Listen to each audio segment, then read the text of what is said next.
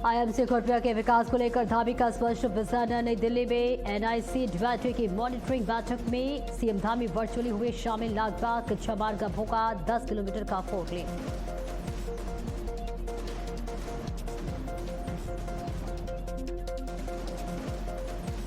देहरादून में सीएम धामी ने Asian open skating trophy का किया शुभारंभ। देश विदेश से पहुंचे खिलाड़ियों का उत्तराखंड में भव्य स्वागत। आईसीई और विंटर्स स्पोर्ट्स को मिलेगा बढ़ावा। चमोली टनल हादसे में लापता 2 श्रमिकों की तलाश अभी भी जारी। गोपेश्वर में गढ़वाल आयुक्त की अध्यक्षता में समीक्षा बैठक। हादसे में कुल 22 श्रमिक हुए प्रभावित। श्रीलंका के 40 प्रतिनिधियों ने यूएसडीएमए का किया भ्रमण। उत्तराखंड का आपदा प्रबंधन मॉडल के लिए जानकारी। अंतर्राष्ट्रीय सहयोग से आपदा प्रबंधन होगा मजबूत। और उत्तराखंड में भारी बारिश को लेकर अलर्ट जारी। राजधानी और टिहरी में भारी बारिश होने की संभावना। थम गई यातायात की रफ्तार। जनजीवन प्रभावित।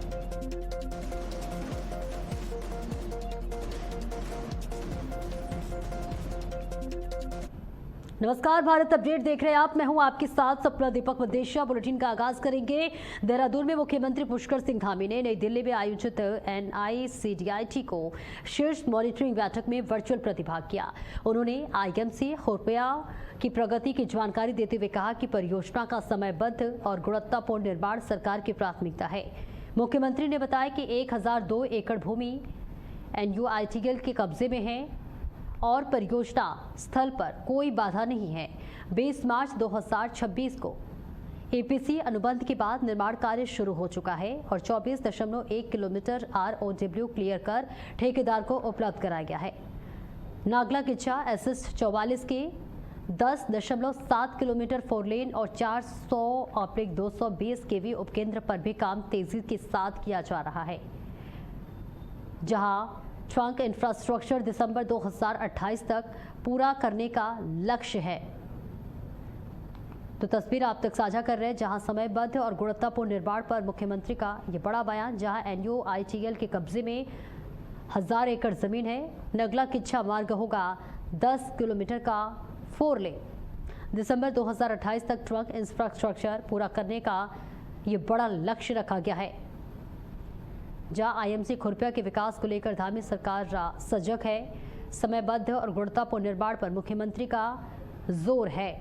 जहां एनयूआईटीएल के कब्जे से में 1000 एकड़ जमीन है और इसके साथ ही नगला किच्छा मार्ग अब 10 किलोमीटर का 4 लेन होगा, जिसकी तस्वीर आप तक साझा कर रहे हैं। जहां दिसंबर 2028 तक ट्रंक इंफ्रास्ट्रक्चर पूरा करने का ये बड़ा लक्ष्य रखा गया है। आईएमसी खुर्पिया के विकास को लेकर मुख्यमंत्री पुष्कर सिंह धामी का विजन स्पष्ट है।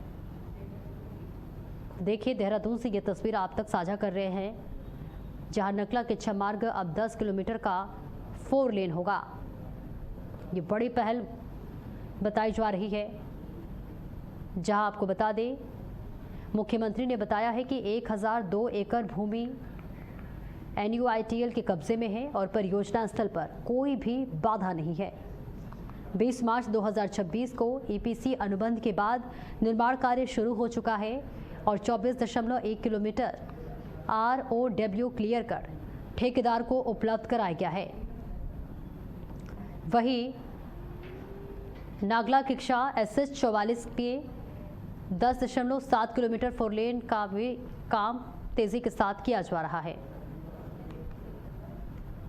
और वहीं देहरादून में मुख्यमंत्री पुष्कर सिंह धामी ने महाराणा प्रताप स्पोर्ट्स कॉम्प्लेक्स में Asian open short stack street का स्केटिंग ट्रॉफी 2026 का शुभारंभ किया। उन्होंने देश विदेश से पहुंचे खिलाड़ियों और प्रशिक्षकों का स्वागत करते हुए प्रतियोगिता के लिए शुभकामनाएं दी। मुख्यमंत्री ने कहा कि अंतर्राष्ट्रीय आयोजन से उत्तराखंड की पहचान आइस और विंटर स्पोर्ट्स के लिए मजबूत होगी। उन्होंने बताया कि राज्य में खेल अवस्थापना को लगातार मजबूत किया जा रहा है। 8 प्रमुख शहरों में 23 खेल अकादमियां स्थापित करने की योजना है। हल्द्वानी में खेल विश्वविद्यालय और लोहाघाट में महिला स्पोर्ट्स कॉलेज पर भी काम चल रहा है। प्रतियोगिता में 17 से 20 अगस्त तक आयोजित होगी। तो मुख्यमंत्री पुष्कर सिंह धामी ने तमाम खिलाड़ियों से मुलाकात की है, उनको प्रोत्साहित किया है। इस बीच ये तस्वीर आप तक साझा कर रहे हैं, जहां Asian open short track speed skating trophy का शुभारंभ हुआ है। मुख्यमंत्री ने कहा कि अंतर्राष्ट्रीय आयोजन से उत्तराखंड की पहचान आइस और विंटर स्पोर्ट्स के लिए मजबूत होगी। इसके साथ ही उन्होंने बताया कि राज्य में खेल अवस्थापना को लगातार मजबूत किया जा रहा है। 8 प्रमुख शहरों में 23 खेल अकादमियों स्थापित करने की ये योजना है। और चलिए आगे बढ़ते हैं। खटीमा में मुख्यमंत्री पुष्कर सिंह धामी ने आम लोगों से मुलाकात कर उनकी समस्याएं सुनी। सीएम धामी अपने निजी आवास नगरा तराई से लोहियाहेड स्थित मुख्यमंत्री कैंप कार्यालय पहुंचे, जहां अलग अलग क्षेत्रों से आए लोगों ने अपनी समस्याएं और शिकायतें मुख्यमंत्री के सामने रखी।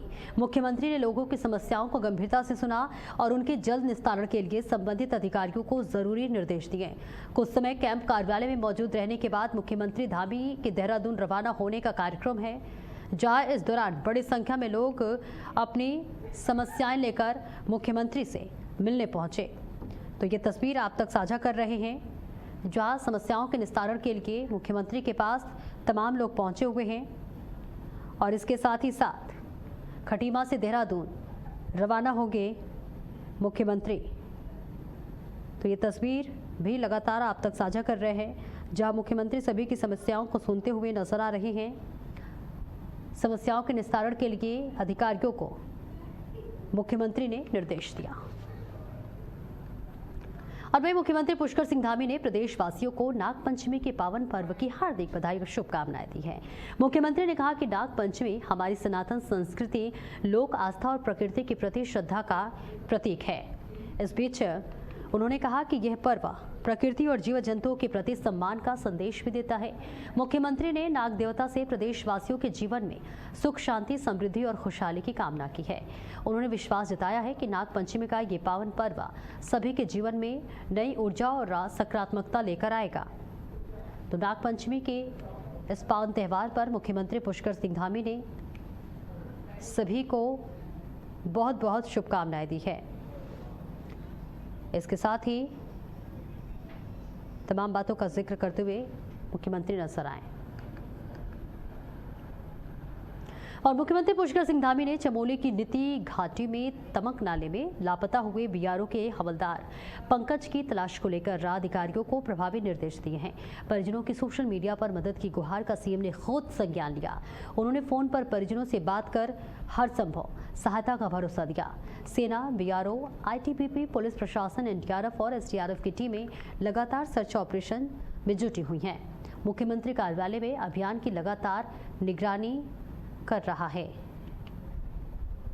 तो लापता हवलदार की तलाश में लगातार प्रशासन जुटा हुआ है। चमोली के टीएचडीसी टनल हादसे में लापता 2 श्रमिकों की तलाश के लिए रेस्क्यू अभियान लगातार जारी है। सोमवार को गोपेश्वर में गढ़वाल आयुक्त आनंद स्वरूप की अध्यक्षता में हादसे को लेकर समीक्षा बैठक हुई। अधिकारियों ने बताया कि हादसे में कुल 22 श्रमिक प्रभावित हुए हैं। 12 श्रमिकों को सुरक्षित बाहर निकाला गया है, जबकि 8 श्रमिकों की दुखद मौत हुई है और 2 अभी भी लापता हैं। आयुक्त ने रेस्क्यू अभियान में तेजी लाने और सभी एजेंसियों के बीच बेहतर समन्वय के निर्देश दिए हैं। टनल से 3 मशीनें हटाई जा चुकी हैं, जबकि 1 एक्सकेवेटर और 1 डंपर हटाने का काम जारी है। इसके साथ ही आयुक्त ने श्रमिकों के पीएफ से जुड़े रिकॉर्ड की जांच कर रिपोर्ट देने के निर्देश दिए हैं। तो टनल से 3 मशीनें हटाई गई हैं।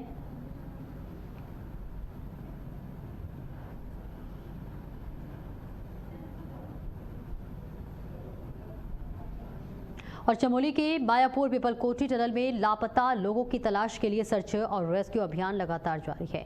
संयुक्त रेस्क्यू टीम के साथ एसडीआरएफ की टीमें टनल के अंदर लगातार खोजबीन कर रही है। टनल से पानी निकालने का काम भी लगातार चल रहा है। और इस बीच आपको बताते चले कि पानी की निकासी के बाद अंदर काफी दलदल की स्थिति भी बनी हुई है। बताते चले कि जिससे बचाव दल को मुश्किलों का सामना करना पड़ रहा है। प्रतिकूल परिस्थितियों के बावजूद एसडीआरएफ की टीमें पूरी सतर्कता के साथ और बेहतर समन्वय के साथ अभियान को आगे बढ़ा रही है। टनल के अंदर संभावित सभी स्थानों पर लगातार सर्चिंग की जा रही है। तो दलदल के बीच रेस्क्यू की टीम लगातार कड़ी मशक्कत के बाद कार्य को लगातार जारी रखी हुई है। और चमोली में टीएचडीसी के निर्माणाधीन टनल हादसे के 5वें दिन भी रेस्क्यू अभियान जारी है। टनल में लापता 2 लोगों की तलाश करने के लिए एनडीआरएफ, एसडीआरएफ, आईटीबीपी, पुलिस और जिला प्रशासन की टीमें युद्ध स्तर पर सर्च ऑपरेशन चला रही है। टनल के भीतर जमा पानी को पंपों के जरिए लगातार बाहर निकाला जा रहा है। वहीं मलबा और फंसी मशीनों को हटाकर बचाव दल आगे बढ़ने का रास्ता बना रहे हैं। संभावित हर जगह की बारीकी से जांच की जा रही है। जिलाधिकारी गौरव कुमार लगातार अभियान की निगरानी कर रहे हैं और हादसे में अब तक 20 लोग बाहर निकाले गए हैं। इस बीच आपको बता दें, जहां 8 की मौत हुई है जबकि 2 लोग अभी भी लापता हैं।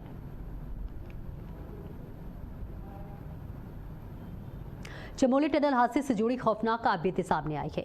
जिला अस्पताल गोपेश्वर में भर्ती घायल ने गढ़वाल सांसद अनिल बलूनी को बताया कि टनल के भीतर अचानक जोरदार ब्लास्ट हुआ, जिसकी आवाज बेहद भयानक थी। धमाके के तुरंत बाद टनल में पानी का तेज सैलाब आ गया। जान बचाने के लिए वे बाहर की ओर भागा, लेकिन पानी के तेज बहाव में गिर पड़ा। उसने पाइप का सहारा लेकर खुद को बचाने की कोशिश की, लेकिन पानी में डूबने लगा। इसके बाद उसे कुछ याद नहीं रहा। होश आने पर उसने खुद को रेस्क्यू टीम के बीच पाया। सांसद अनिल बलूनी ने घायल को ढांढस बंधाते हुए बेहतर इलाज का भरोसा दिया।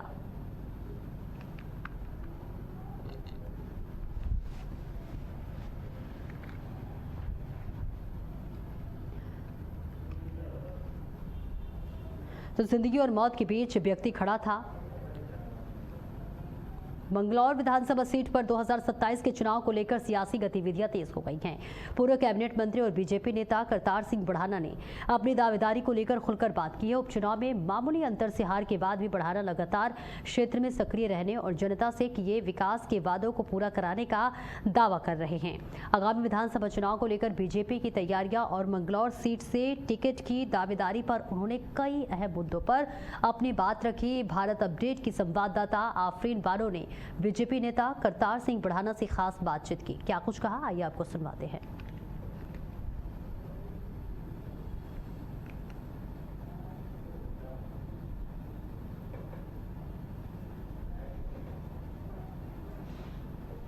तो भारत अपडेट के साथ करतार सिंह की खास बातचीत हुई है, जहां मंगलौर सीट पर टिकट को लेकर करतार सिंह ने बड़ा बयान दिया।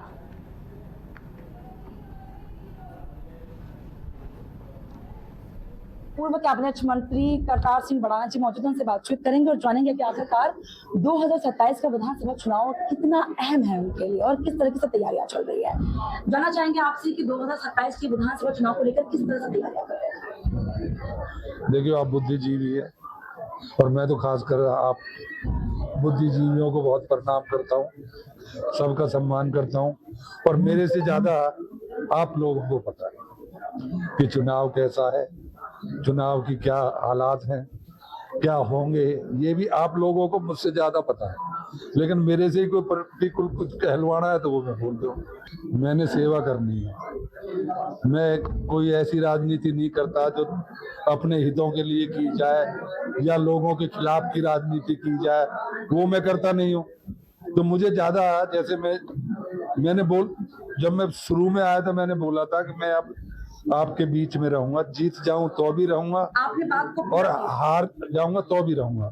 जो मैं अपने परिवार के, जहाँ पे मैंने जन्म लिया है, उस घर की मेरी जिम्मेवारी होती है। जो उस घर की जिम्मेवारी मैं पूरी कर चुका हूँ और ये जो घर मुझे मिलेगा उसकी उसी तरीके से जिम्मेवारी निभाऊंगा जिस तरह से घर की जिम्मेवारी निभाई। देखिए, ये थे करतार सिंह बढ़ाना जी, जिनका साफ तौर पर ये कहना है कि अगर विधानसभा चुनाव 2027 में बीजेपी की तरफ से टिकट मिलती है और ये चुनावी रण में उतरते हैं तो जिस तरीके से लोगों ने भरोसा किया है उस तरीके से भरोसे पे वो कायम उतरेंगे। अपने सहयोगी के साथ मैं आफरीन बानो, भारत अपडेट, हरिद्वार। देहरादून में श्रीलंका के 40 सदस्यीय सिविल सेवा अधिकारियों के प्रतिनिधिमंडल ने उत्तराखंड राज्य आपदा प्रबंधन प्राधिकरण यानी कि USDMA का भ्रमण किया। अधिकारियों ने उत्तराखंड की आपदा प्रबंधन व्यवस्था, पूर्व चेतावनी प्रणाली, मौसम आधारित जोखिम प्रबंधन, भूस्खलन न्यूनीकरण और तकनीकी संसाधनों की जानकारी ली। अधिकारियों ने राज्य और जिला आपातकालीन परिचालन केंद्र, घटना प्रतिक्रिया प्रणाली और समुदाय की भागीदारी से संचालित राहत बचाव व्यवस्था को भी समझा। विशेषज्ञों ने मौसम निगरानी, डॉपलर, रडार, स्वचालित मौसम केंद्र और ड्रोन सर्वेक्षण की जानकारी दी। अधिकारियों ने उत्तराखंड के आपदा प्रबंधन मॉडल में विशेष रुचि दिखाई। अधिकारियों ने कहा कि अंतर्राष्ट्रीय अनुभव के आदान प्रदान से आपदा प्रबंधन क्षमता मजबूत होगी। मसूरी में एसआईआर प्रक्रिया के तहत मतदाता सूची से नाम हटाने की शिकायतों को लेकर कांग्रेस ने प्रशासन को प्रत्यावेदन सौंपा। कांग्रेस और स्थानीय लोगों ने आरोप लगाया कि वर्षों से मसूरी में रह रहे पात्र मतदाताओं के नामों पर आपत्तियां लगाई जा रही हैं। उन्होंने आपत्तियों की निष्पक्ष जांच और बिना ठोस प्रमाण किसी का नाम न हटाने की मांग की है। कांग्रेस ने सुनवाई के दौरान आपत्ति दर्ज कराने वाले व्यक्ति की मौजूदगी, बीएलओ को आपत्तियों की जानकारी और स्थानीय स्तर पर मतदाता के निवास की पुष्टि कराने की मांग की है। प्रशासन ने नियमों के तहत ठोस प्रमाण मिलने पर ही नाम हटाने का आश्वासन दिया। कांग्रेस ने प्रक्रिया पारदर्शी रखने की मांग की। मेरे पास एक नोटिस आया, अभी आप यहाँ रहते नहीं है। मेरे को इतना 78 साल हो गए मसूरी में रहते हुए। आप ये कंपनी बाग से लेके लाल टिब्बा कहीं भी देख लो, हर आदमी मेरे को जानता है। मेरी पीछे वाली इस पे दुकान है और मेरी यहाँ 2-3 पुश्तें हो गई, हम लोग यहीं रहते हैं और किसी ने आपत्ति लगा दी कि यहाँ नहीं रहते, तो इसलिए उसके खिलाफ कार्रवाई की जाए। और मैं बड़े टेंशन में हूँ इस बात पे। अभी सारी उम्र हो गई मुझे यहाँ रहते हुए, अब मेरे को जो उन्होंने ये कर दिया। कई समय से एसआईआर की प्रक्रिया चलाई जा रही थी, परंतु जब हम उस ऑफिस में बैठे थे परसों फॉर्म भर रहे थे, क्योंकि उस दिन 6 नंबर फॉर्म भरे जा रहे थे और नए बच्चे हैं इनके फॉर्म भरे जा रहे थे, तो अचानक एसडीएम साहब के ने कुछ फॉर्म भेजे ईओ साहब को कि ये नाम जो है ये 7 नंबर फॉर्म आए हुए हैं, ये कम से कम 50-60 फॉर्म थे और इन फॉर्म को जो है आप 7 नंबर ऐप में भरिए। बीएलओ को वहां से हटा दिया गया का ये कम से कम 6 या 5:30 बजे का टाइम था और जो बीएलओ थे वो 6 नंबर फॉर्म भरने की बजाय 7 नंबर की प्रक्रिया में लग गए। एसआईआर में जो प्रक्रिया प्रारंभ में चल रही थी कि जो नाम के त्रुटि थी या किसी तरह के डॉक्यूमेंट पूरे नहीं थे, उसको सुविधा पूर्वक किया जा रहा था, लेकिन उसके तत्पश्चात जब फॉर्म 7 की बात आती है, आपत्ति लगाने की बात आती है, तो ऐसे लोग आपत्ति लगाते हैं जो बिल्कुल निराधार आपत्ति हैं। जब उनको फोन नंबर मिलाया जाता है तो वो कहीं बरेली, दिल्ली, कुछ के फोन नंबर बंद आते हैं जो रीचेबल ही नहीं है, कि जो कुछ ऐसे हैं जो फोन ही नहीं उठा रहे हैं। तो एक निराधार आपत्तियों के आधार पर फॉर्म 7 को ऑनलाइन भरा जाना एक तरह से संदेह पैदा करता है कि आने वाले समय में क्या पता उन लोगों के वोटों पर किसी तरह का प्रहार किया जाए और ऐसे लोगों को मताधिकार से वंचित किया जाए। उत्तराखंड सचिवालय रक्षक संघ की नई कार्यकारिणी का सर्वसम्मति से निर्वाचन हुआ है।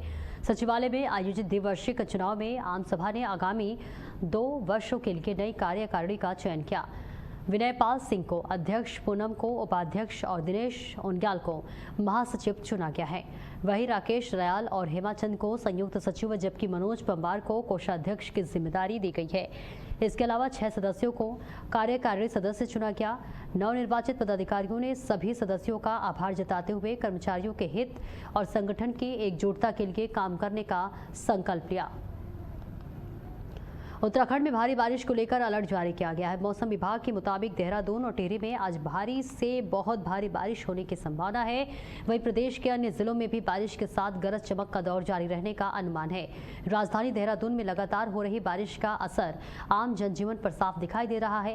कई इलाकों में सड़कों पर पानी जमा होने से वाहनों की रफ्तार धीमी पड़ गई है और लोगों को आवाजाही में परेशानी का सामना करना पड़ रहा है। मौसम को देखते हुए लोगों से सतर्क रहने और अनावश्यक यात्रा से बचने की अपील की गई है।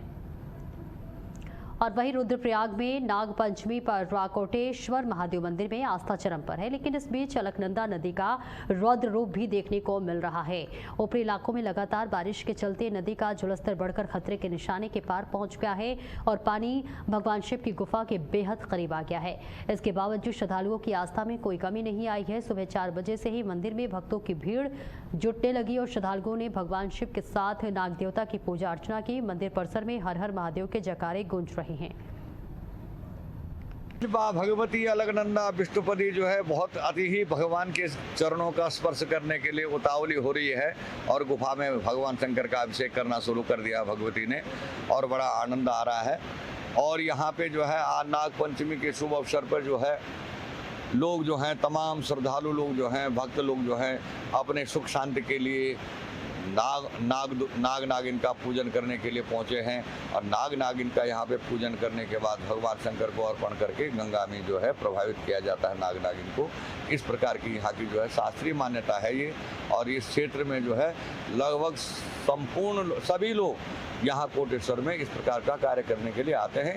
और नाग पंचमी का विशेष महत्व है। नाग पंचमी का पूजन करने से जो है भक्तजनों का जो है सुख शांति और ऐश्वर्य की प्राप्ति होती है। उनकी पार्वती पते हर हर हर महादेव। देखिए कोटेश्वर जो है, जहाँ तक मैं समझता हूँ, सिद्ध स्थान है। जैसे केदारनाथ है वैसे ही कोटेश्वर है। इसकी महिमा अपनी है। जैसे महाराज जी ने नीचे बताया, ब्रह्म कुंड है, विष्णु कुंड है, रुद्र कुंड है, जो आज ही हमें पता लगा। और सिद्ध स्थान है। भगवती की कृपा है कि इस मौके पे यहाँ पहुँचे हैं। नागपंचमी के मौके पे संक्रांति भी है, सोमवार भी है, और 28 साल बाद ये योग बना है। तो भगवती की बड़ी कृपा, सौभाग्य है कि हम आज यहाँ पहुँचे हैं और भगवान के दर्शन किए, अभिषेक इत्यादि किया है। और महेंद्र जी का और सावन के तीसरे सोमवार पर धर्मनगरी हरिद्वार के शिवालयों में आस्था का सैलाब उमड़ पड़ा। सुबह से ही मंदिरों में शिव भक्तों की लंबी कतारें देखने को मिल रही हैं। श्रद्धालु भगवान शिव का जलाभिषेक और रुद्राभिषेक कर बेलपत्र, पुष्प और गंगा जल अर्पित कर रहे हैं। मंदिर परिसर हर हर महादेव और बम बम भोले के जयकारों से गूंज रहे हैं। श्रद्धालुओं का कहना है कि सावन का सोमवार भगवान भोलेनाथ को बेहद प्रिय है और इस दिन महादेव को एक लोटा जल और बेलपत्र अर्पित करने से वे प्रसन्न होते हैं। सावन का जो पर्व है हर साल मनाया जाता है। भोले बाबा को समर्पित है पूरी तरह से। और भोले बाबा तो आप जानते हो देवादिदेव महादेव हैं। तीसरा पर्व है, इसकी अपनी मान्यता है। इसमें अगर सच्चे भाव से, मन से कोई भोले बाबा की सेवा अर्चना करता है और कोई भी मनोकामना की इच्छा करता है तो वो मनोकामना भोले बाबा अवश्य पूरी। सोमवार एक्चुअली क्या है, मैं आपको बताना चाहूँगा कि हमारे हिंदू धर्म में, सनातन धर्म में हर एक दिन हर एक भगवान को, भोलेनाथ जी के लिए यही आस्था है कि एक लोटा जल उनके लिए काफ़ी होता है, वो खुश हो जाते हैं। और आज उनका फास्ट भी रखा है और आज तीसरा सोमवार भी है, तो सबको मतलब भोलेनाथ जी का फास्ट रखना चाहिए क्योंकि वो कृपालु बहुत है। मैं जो सावन का सोमवार है वो 5 सोमवार रखा जाता है। बहुत लोग 16 सोमवार भी रखते हैं, लेकिन मैं 5 सोमवार रख रही हूँ अभी। मसूरी के ऐतिहासिक भद्रराज मंदिर में आस्था और का सैलाब उमड़ पड़ा, जहां 2 दिवसीय मेले में दूर दराज से बड़ी संख्या में श्रद्धालु पहुंचे और भगवान भद्रराज के दर्शन कर सुख समृद्धि की कामना की। मंदिर परिसर दिन भर भक्ति में माहौल में डूबा रहा। मंदिर समिति के मुताबिक पिछले कुछ वर्षों में यहाँ श्रद्धालुओं की संख्या लगातार बढ़ रही है और प्राकृतिक सुंदरता के चलते ये क्षेत्र धार्मिक पर्यटन के लिए भी खास बनता जा रहा है। समिति ने सरकार से मंदिर क्षेत्र में सड़क, पेयजल, पार्किंग और स्वच्छता जैसी सुविधा बढ़ाने की मांग की है। मेरे दादा परदादा, हम 7 पीढ़ी हमारी पूरी हो गई है। 7 पीढ़ी से हम यहाँ के पुजारी हैं और इस समय मेरे फादर हैं, उनकी जगह मैं अभी यहाँ पे पूजा में हूँ।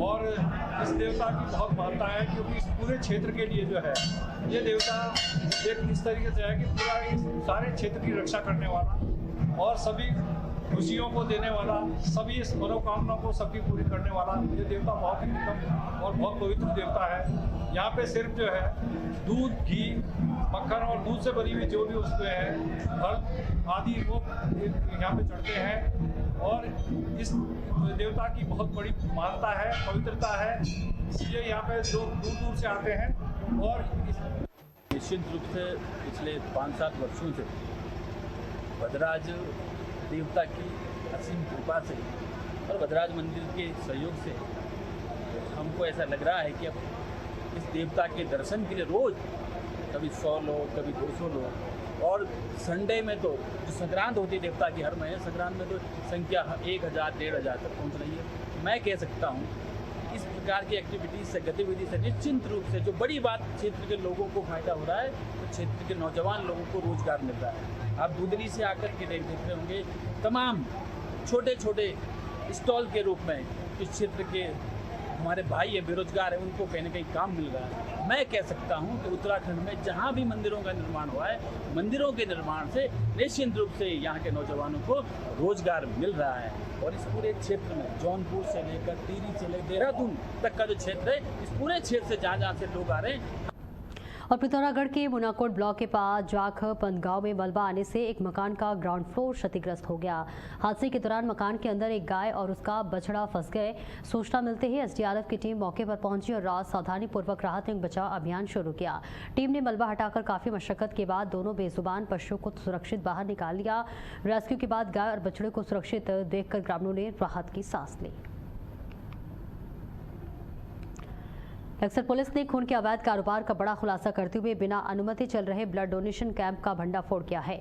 पुलिस ने मामले में 5 आरोपियों को गिरफ्तार किया है। आरोप है कि आरोपी गांव देहात में कैंप लगाकर लोगों से रक्त एकत्रित करते थे और उसे दूसरे राज्यों में ऊंचे दामों पर बेचते थे। लक्सर के अलावलपुर तिराहे पर चेकिंग के दौरान 2 वाहनों से 27 यूनिट रक्त, ब्लड कलेक्शन उपकरण और डोनर चेयर बरामद की गई है। पुलिस ने आरोपियों के खिलाफ ड्रग्स एंड कॉस्मेटिक्स एक्ट और बीएनएस की धाराओं में मुकदमा दर्ज कर जांच शुरू कर दी है। 16 तारीख को ये लक्सर थाने में सूचना प्राप्त हुई थी कि कुछ व्यक्ति हैं जो कि ब्लड डोनेशन कैंप लगा रहे हैं जगह जगह और यहाँ से ब्लड लेके अन्य राज्यों में, अन्य जनपदों में ऊंचे दाम पर उसको बेच रहे हैं। और इसमें जब ये 5 लोगों को पकड़ा गया जो ये कर रहे थे, तो 27 यूनिट इनसे इन्होंने ब्लड भी लिया था जो एक कैंप लगा चुके थे। इनफैक्ट एक तीसरा कैंप था इनका, और इसमें एक संभल का है, एक मुरादाबाद का, एक बिजनौर का है, 2 हरिद्वार का है। और इसमें पूछताछ से ये पता चला कि यहाँ से ये ब्लड लेते थे तो 1 यूनिट को 8-8 हज़ार तक का ये बिजनौर में बेच रहे थे। और इसमें ये एक सर्टिफिकेट देने का था कि आपको ब्लड की आवश्यकता होगी तो वो दे देंगे, वो भी फेक था। और इनका एक स्कॉर्पियो गाड़ी मिली जिसमें कि ब्लड से संबंधित सारी किट, उसमें 27 जैसे मैंने बताया यूनिट्स मिली हैं, कुछ खाली बैग्स मिले हैं और बाकी जो इक्विपमेंट्स जो होते हैं ब्लड डोनेशन कैंप के लिए वो इनके पास थे। इनके खिलाफ मुकदमा लिखा जा चुका है। और इसी के साथ इस बुलेटिन में इतना ही। खबरों का सिलसिला लगातार जारी है।